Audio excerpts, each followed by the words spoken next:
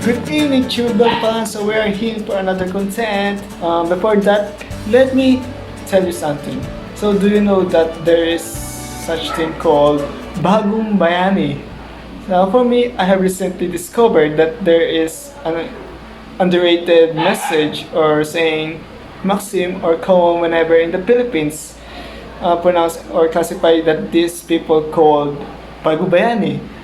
So without further ado, let's learn more about the Bagong Bayani.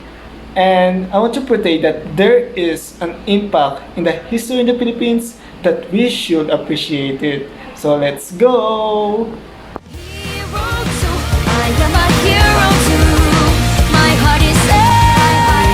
So, how does the Bagong Bayani come from?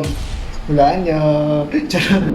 Way back in the Spanish era, imagine that there was 300,000 Filipino Marinos or what we call Kayod Marinos on their days.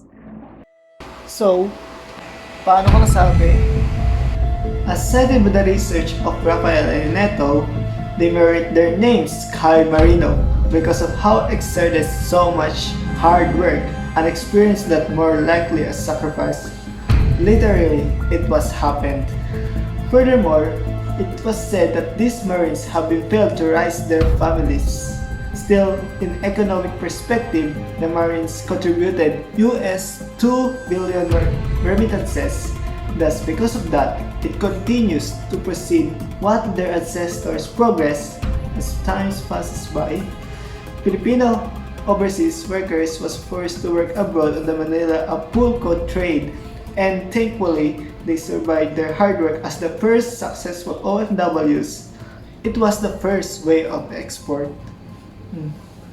Continuing the happenings in the Spanish era. A writer named James Tyler who illustrates the experience of the OFWs in the Spanish regime. Basically, during the regime, there was a level 4 system or polo. People are more likely age of 60 to 40 years working through chores. Also, they were forced to accumulate 40 days in a year while sailing. So because of harsh treatment, some are decided to become an exporter of fish and shrimps at US. Some are working in the purse shell industry, like they were living to the other side of the country to contribute to the mainland, and the process goes on. So let's talk about the late 90s during the era. The price of oil was increased tremendously towards the Middle East, specifically the US. So the President Ferdinand Marcos claimed the opportunity to send migrant workers who are unemployed and preparing a policy such protection for encouragement under the government hands. So as whales exporting are frequently occurs in the Philippines, there was a problem arises and leads to lighting the concept of Bagong Bayani.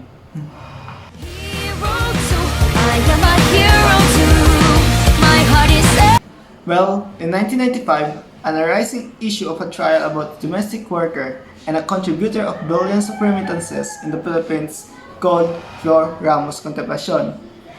She was executed on the land of Singapore court. So, let us talk about the case of Flor Ramos. Flor Ramos' occupational job is to take care of a 3-year-old son, Nicholas Wang. Flor was accused from killing the fellow Filipino maid Maga and the son.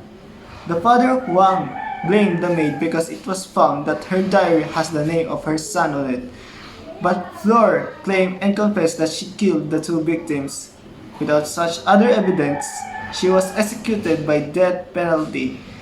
Later on, their fellow colleagues, Evangeline Parale, defend Flor that Wang was accidentally drowned and Maga's employer. The father raged on Maga, and which is why he killed Maga. After some medical evidences, Maga's skull was cracked and it was impossible that Flor Contemplacion was forcibly strong to do it. Yet, it was denied. Hence, many people outraged for enlightenment on how harsh treatment did the policy which OFWs are unprotected by these circumstances. As Filipinos gives the title to be a hero for enlightenment of justice, and security. Aside from economic prosperity, way back in 18th and 19th century, as the economic Philippines grows in connection with world economic status. Another supporting reason on why in the Spanish regime called the modern day heroes or self-sacrificing heroes because the concept of our predominant religion as Catholics, shaping the word sacrifice into a future concept of OFWs. Similar to our Lord Jesus Christ, he died on the cross because the martyr was like similar, like the issues from OFWs nowadays, where unfair treatment occurred in Spanish and then now. Also, it was also supported that our beloved history, national hero Dr. Jose Rizal, has also died on the hands of the Spaniards, which is famous for suffering and sacrificing, like Jose Rizal. It was still going to their masterpiece works like novels and any kind of occupational work despite he was abused and controlled by the Spaniards, and which is why it was coined that OFWs for being a modern day heroes because of similarity. Next up, Corazon Aquino era.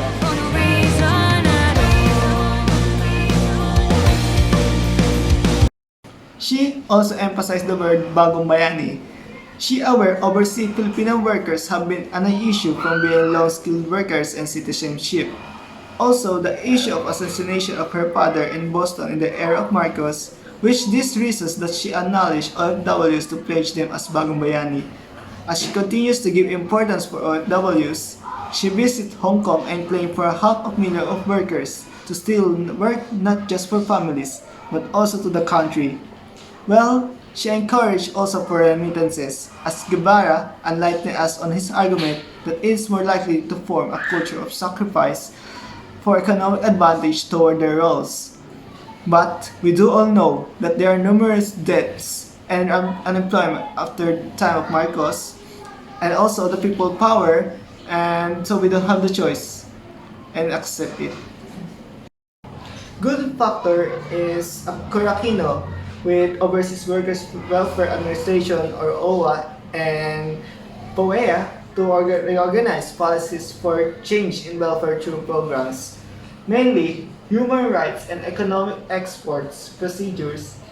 And furthermore, as democracy is highlighted because of people power revolution, OFWs tend to make sure that there were no forced exports. In conclusion, if I will criticize these issues and then now, I believe that we should appreciate OFWs as Bagong Bayani. Not just for makahawon sa kahirapan, but also awareness of human rights and the economic problems in the Philippines. Because until now, it was still a serious matter about human rights. And that was in the hands of President Duterte. You know, like 60 billion was missing in the hands of PhilHealth and war on drugs. Thus, I salute all of OFWs, including my oldest sister, from bringing us the prosperity of the world.